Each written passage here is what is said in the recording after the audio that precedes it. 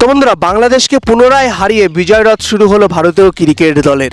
হ্যাঁ, এখানে আমরা দেখতে পাচ্ছি যে বাংলাদেশ কিন্তু প্রথমে টস জিতেছিল। টস জিতে কিন্তু ব্যাটিং করতে এসেছিল এবং ভেবেছিল যে ভারতের উপর একটা বড় রানের পাহাড় চাপিয়ে দেবে। ভাই তো সোজা না, বুমরা নেই তো কী হয়েছে, ভারতের এখনও অনেক ভালো ভালো বলার আছে।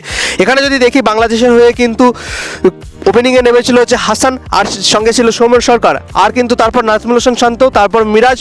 প্রত্যেকটা ব্যাটারি একদম ফ্লপ চলে গেছেন। এখানে কিন্তু তৌহিদ হৃদয় আর জাকির আলীর জন্য একটা সম্মানজনক স্কোরে কিন্তু বাংলাদেশ পৌঁছাতে পেরেছিল এবং তৌহিদ হৃদয় কিন্তু এখানে 100 রান করেছেন এবং জাকির আলী কিন্তু 68 রান করেছেন। এবার মেইন জিনিসে আসি, ভারতীয় ক্রিকেটের কিন্তু বলিংয়ে কিন্তু মোহাম্মদ শামি অনেক দিন পর তথা 1 বছর পর কিন্তু গত বছরে এই সময় তিনি ইনজুরিতে ভুগছিলেন এবং সেখান থেকে রিকভার হয়ে 2 মাসে তিনি 10 কেজি ওয়েট কমিয়ে তিনি কিন্তু মাঠে ফেরেন এবং মোহাম্মদ শামি কিন্তু 10 ওভারে 53 রান দিয়ে 5টা গুরুত্বপূর্ণ উইকেট নেন। এখানে কিন্তু বন্ধুরা মোহাম্মদ শামি প্রথম দিক থেকেই কিন্তু একদম ভয়ঙ্কর বোলিং করছিল। তিনি কিন্তু সৌম্য সরকারকে একদম জ্বালিয়ে খাচ্ছিলেন। সৌম্য সরকার কিন্তু তার বল একটাও দেখতে পাচ্ছিল না।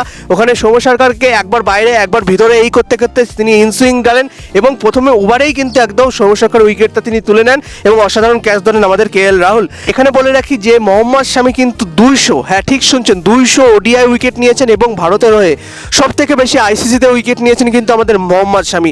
60টা উইকেট কিন্তু তিনি নিয়েছেন, সত্যি লাজবাব। এবং তারপরে হচ্ছে হার্ষিত রানা বন্ধুরা 7 ওভার 4 রান করে 31 রান দিয়ে 3টেও গুরুত্বপূর্ণ উইকেট নেন। এখানে বলে রাখি বন্ধুরা যে নাজমুল হোসেন শান্তর উইকেটটা কিন্তু তিনি নেন, একদম অসাধারণ একটা বল করেন। নাজমুল হোসেন শান্ত ড্রাইভ করতে যান এবং বিরাট কোহলির হাতে কিন্তু ক্যাচ দিয়ে বসেন।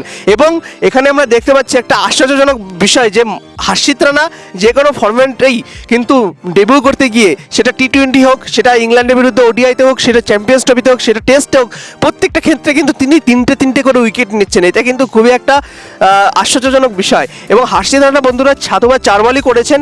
এখানে বলে রাখি হার্ষিত রানাকে যদি আরেকটু বেশি ওভার দেওয়া হতো তাহলে হয়তো বাংলাদেশ আরও আগে 200-র মধ্যে একদম অল আউট হয়ে যেত।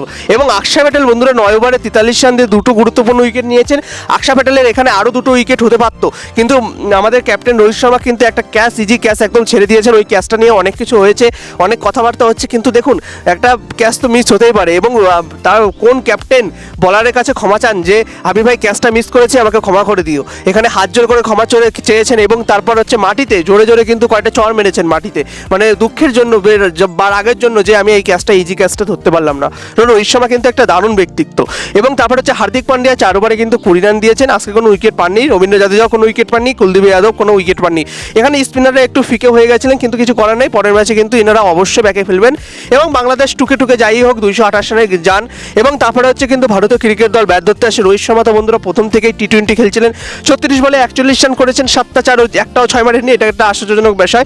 কিন্তু তারপর হচ্ছে রোহিত শর্মা কিন্তু আউট হয়ে যান এবং শুভমান গিল বন্ধুরা এখানে কিন্তু মাঝে কিন্তু পরিস্থিতিটা অনেকটাই কঠিন হয়ে গেছিল।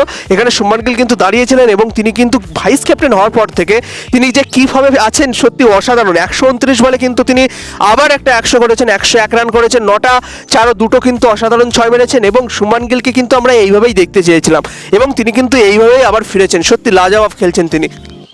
আর বন্ধুরা বিরাট কোহলি বন্ধুরা ভেবেছিলাম যে বিরাট কোহলি একটু রান পাবেন, কিন্তু বিরাট কোহলি একদম ইজি একটা কাট করতে গিয়ে একদম ওই কাটটা যদি একদম মাটিতে থাকতো তাহলে কিন্তু 4 হয়ে যেত, কিন্তু একদম ব্যাটের উপরে লাগে একদম ক্যাচ আউট হয়ে গেছে। এবং শ্রেয়স আয়ার বন্ধুরা 15 রান করেছেন, মাত্র 15 রান করেছেন। শ্রেয়স আয়ারের উপরে ভেবেছিলাম যে ম্যাচটা শেষ করে তারপর যাবেন, কিন্তু তিনিও পারেননি, আকশা প্যাটেলও পারেননি। কিন্তু বন্ধুরা তারপরে KL রাহুল আসেন, KL রাহুল টিকে খেলেন, ধৈর্য ধরে খেলেন। তিনি কিন্তু 47 বলে 41 রান করেন এবং একটা 4 2টো 6 মারেন এবং ম্যাচটা কিন্তু শেষ করেই তারপরে কিন্তু শুভমান গিল আর KL রাহুল যান এবং ভারত কিন্তু 231 রান 4 উইকেটের বিনিময়ে ম্যাচটা কিন্তু জিতে যায়। এবং বন্ধুরা আমরা দেখতে পাচ্ছি KL রাহুলের উপরে একটু কথা বলার দরকার। KL রাহুল যদি এই ইনিংসটা না খেলতেন তাহলে কিন্তু হয়তো পরের ম্যাচ থেকে আমরা ঋষভ পান্তকে দেখতাম তার জায়গায়। তো যা বাংলাদেশের বলাররা কিন্তু কেউই মোটামুটি ভালো বল করেনি, শুধু একমাত্র রিশাদ হোসেন এখানে 10 ওভারে 38 রান দিয়ে কিন্তু 2টো উইকেট নিয়েছেন আর সবাই অ্যাভারেজ ছিলেন। আর কিন্তু বাংলাদেশকে আবারও কিন্তু হারালো। বাংলাদেশের প্লেয়াররা অনেক বড় কথা বলছিল যে আমরা ভারতকে হারিয়ে চ্যাম্পিয়ন্স ট্রফিতে যাব, কোয়ালিফাই করবো। ভাই অত সোজা নয়, তো ভারতীয় ক্রিকেট দল হারাতে তোমাদের এখনও অনেক টাইম লাগবে, অনেক প্র্যাকটিস করতে হবে, অনেক ধৈর্য লাগবে। তো বন্ধুরা আপনাদের কেমন লাগলো বাংলাদেশের বিপক্ষে ভারতের অসাধারণ জয় এবং বাংলাদেশকে আপনারা কি এক মেসেজ দিতে চান অবশ্যই কমেন্টে জানাতে ভুলবেন না। ভিডিওটা ভালো লাগলে অবশ্যই লাইক, শেয়ার এবং সাবস্ক্রাইব করতে ভুলবেন না। আপনারা কেউ সাবস্ক্রাইব করছেন অবশ্যই সাবস্ক্রাইব করে বেল আইকনটা অন করে দিন। তাহলে বন্ধুরা আজকের জন্য এটুকুই, দেখা হচ্ছে আরেকদিন আরেকটি ভিডিওতে। ততক্ষণের জন্য ভালো থাকুন, সুস্থ থাকুন এবং ক্রিকেট দেখতে থাকুন। ধন্যবাদ।